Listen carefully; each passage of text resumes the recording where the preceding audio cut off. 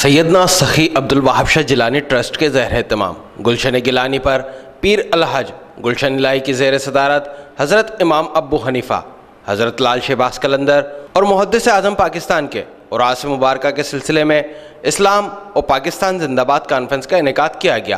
جس میں state youth parliament کے صدر شہیر سیالوی نے بطور مہمان خاص شرکت کی۔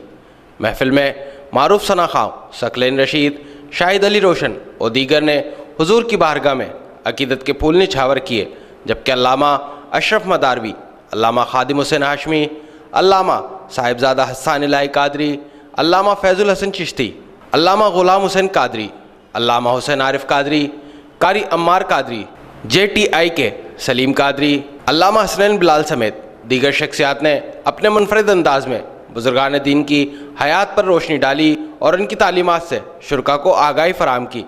فقید المثال کانفرنس میں نقابت کے فرائض رفیق شیخ اور الحاج احسن ناگڑ نے انجام دیے، جبکہ منتظمین کی جانب سے مہمانوں کو سندھ کی روایتی اجرک کے تحائف پیش کرنے کے بعد صلاۃ السلام پیش کیا گیا اور صدر محفل الحاج گلشن الہی نے عالم اسلام کے لیے خصوصی دعا کرائی۔